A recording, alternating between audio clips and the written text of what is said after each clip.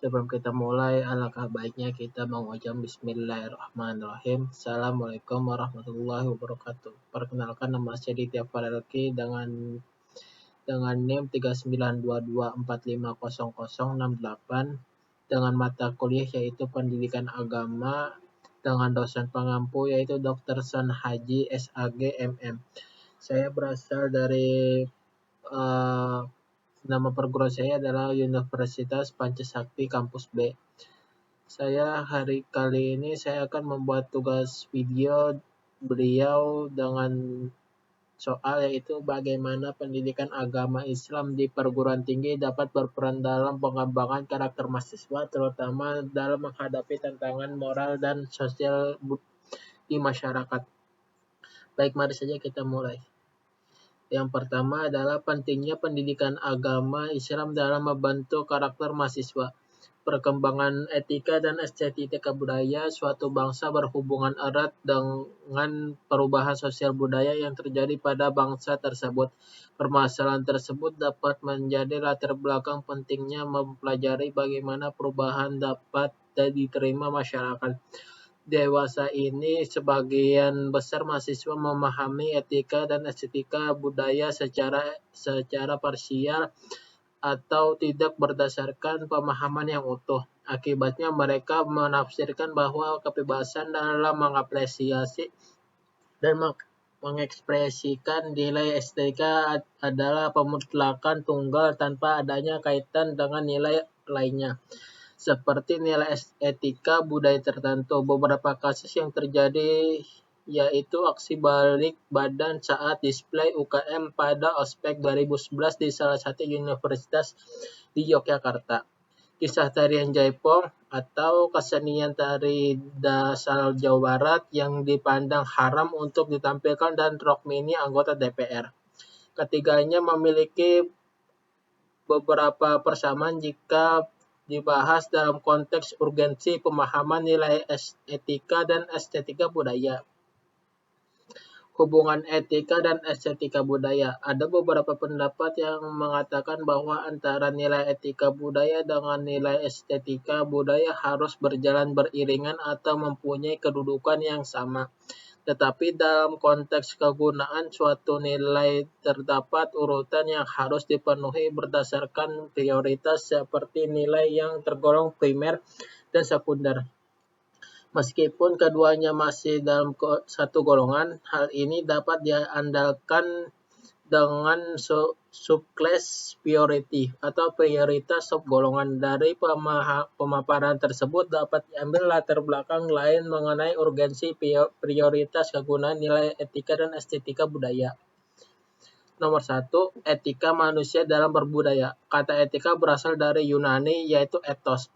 Secara etimologis, etika adalah ajaran tentang baik buruk yang diterima umum atau tentang sikap, perbuatan, kewajiban, dan sebagainya. Etika bisa disamakan artinya dengan moral. Mores dalam bahasa Latin, akhlak atau kesusilaan. Ketika berkaitan dengan masalah nilai, karena etika pada pokoknya membicarakan masalah-masalah yang berkaitan dengan predikat nilai susila atau tidak susila, baik dan buruk. Dalam hal ini etika termasuk dalam kawasan nilai. Sedangkan nilai etika itu sendiri berkaitan dengan baik buruk perbuatan manusia. Namun etika memiliki makna yang bervariasi. Bertendes menyebutkan ada 3 jenis makna etika sebagai berikut. Nomor 1, etika dalam arti nilai-nilai atau norma yang menjadi pegangan bagi seseorang atau kelompok yang dalam mengatur tingkah laku. Nomor 2, etika dalam arti kumpulan asas atau nilai moral. Yang dimaksud di sini adalah kode etik. Yang ketiga, etika dalam arti ilmu atau ajaran tentang yang baik dan yang buruk. Di sini etika sama artinya dengan filsafat moral. Etika manusia dalam berbudaya. Etika sebagai nilai dan norma etik atau moral berhubungan dengan makna etika yang pertama. Nilai-nilai etik adalah nilai yang tentang baik buruk kelakuan manusia. Nilai etik diwujudkan ke dalam norma etik. Norma moral, norma kesusilaan, norma etik berhubungan dengan manusia sebagai individu karena menyangkut kehidupan pribadi. Pendukung norma etik adalah nurani individu dan bukan manusia sebagai makhluk sosial atau sebagai anggota masyarakat yang terorganisir. Norma ini dapat melengkapi ketidakseimbangan hidup pribadi dan mencegah kegelisahan diri sendiri. Norma etik ditujukan kepada umat manusia agar terbentuk kebaikan akhlak pribadi guna penyempurnaan manusia dan melarang manusia melakukan perbuatan jahat, membunuh, berzina, mencuri, dan sebagainya. Tidak hanya dilarang oleh norma kepercayaan atau keagamaan saja, tetapi dirasakan juga sebagai bertentangan dengan norma kesusilaan dalam setiap hati nurani manusia. Norma etik hanya membebani manusia dengan kewajiban-kewajiban saja. Asal atau sumber norma etik adalah dari manusia itu sendiri yang bersifat otonom dan tidak ditujukan kepada sikap lahir, tetapi ditujukan kepada sikap batin manusia. Batinnya sendirilah yang mengancam perbuatan yang melanggar norma kesusilaan dengan sanksi. Tidak ada kekuasaan di luar dirinya yang memaksakan sanksi itu.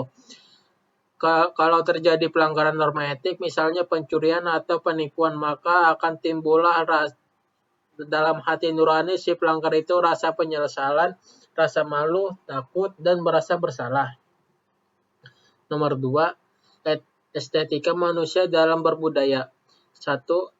Estetika dapat dikatakan sebagai teori tentang keindahan atau seni. Estetika berkaitan dengan nilai indah, jelek, tidak indah. Nilai estetika berarti nilai tentang keindahan. Keindahan dapat diberi makna secara luas, secara sempit, dan estetik murni. Secara luas, keindahan mengandung ide kebaikan bahwa segala sesuatu yang baik termasuk yang abstrak maupun nyata yang mengandung ide kebaikan adalah indah. Keindahan dalam arti luas meliputi banyak hal seperti watak yang indah, hukum yang indah, ilmu yang indah, dan kebajikan yang indah. Indah dalam arti luas mencakup hampir seluruh yang ada apakah merupakan hasil seni, alam, moral, dan intelektual. Yang kedua, secara sempit yaitu indah yang terbatas pada lingkup persepsi penglihatan, bentuk dan warna. Yang ketiga, secara estetik murni menyangkut pengalaman estetik seseorang dalam hubungannya dengan segala sesuatu yang diresapinya melalui penglihatan, pendengaran, dan perabaan dan perasaan. Yang semuanya dapat menimbulkan persepsi atau anggapan indah. Jika estetika dibandingkan dengan etika, maka etika berkaitan dengan nilai tentang baik buruk, sedangkan estetika berkaitan dengan hal-hal yang indah jelek. Sesuatu yang estetik berarti memenuhi unsur keindahan secara estetik murni maupun secara sempit, baik dalam bentuk, warna, garis, kata, ataupun nada. Budaya yang estetik berarti budaya tersebut memiliki unsur keindahan. Estetika manusia dalam berbudaya. Apabila nilai bersifat relatif universal dalam arti bisa diterima banyak orang, namun nilai estetik amat subjektif dan partikular. Sesuatu yang indah bagi seseorang belum tentu indah bagi orang lain. Misalkan dua orang memandang lukisan. Orang yang pertama akan mengakui keindahan yang terkandung dalam lukisan tersebut. Namun bisa jadi orang kedua sama sekali tidak menemukan keindahan di lukisan tersebut.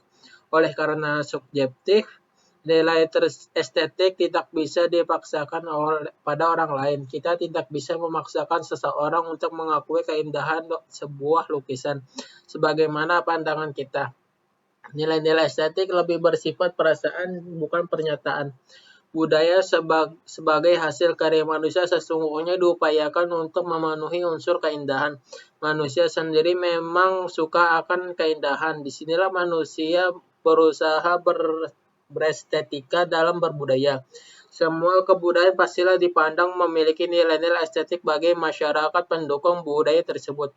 Hal-hal yang indah dan kesukaannya pada keindahan diwujudkan dengan menciptakan aneka ragam budaya.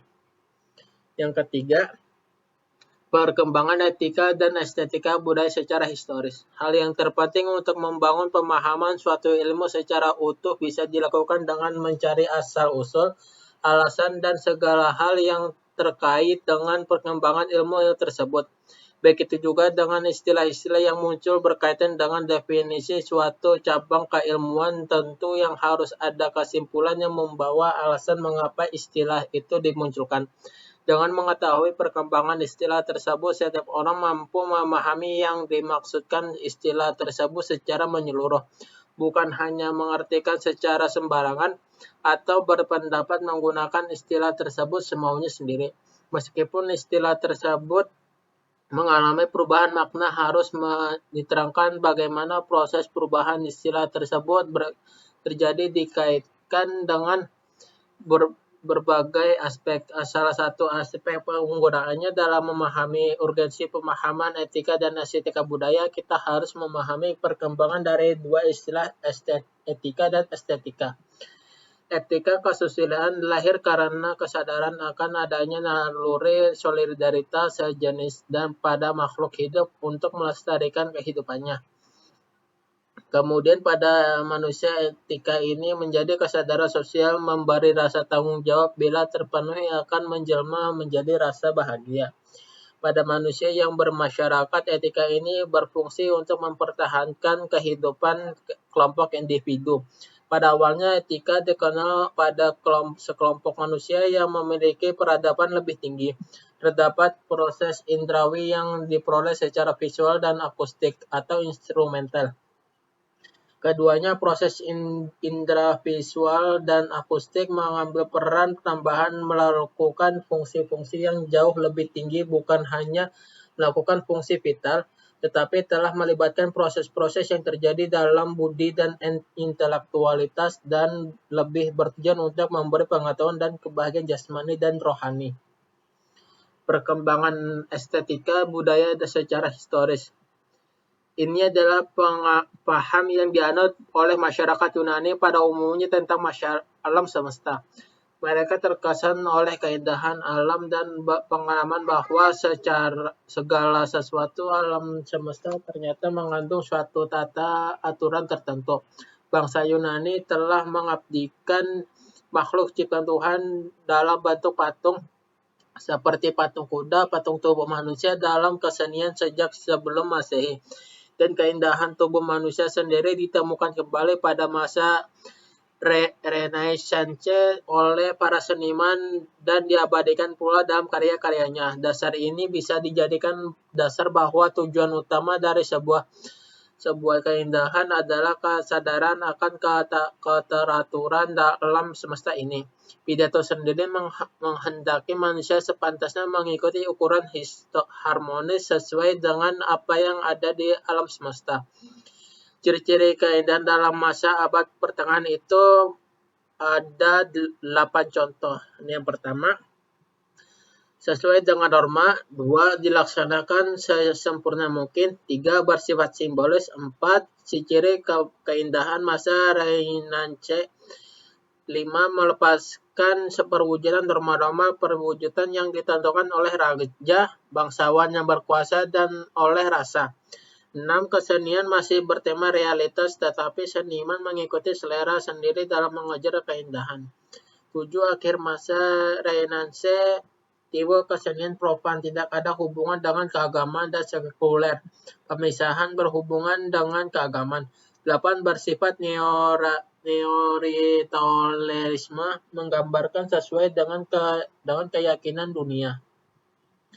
Yang keempat, hakikat manusia sebagai makhluk budaya. Itu terdiri dari 5 contoh.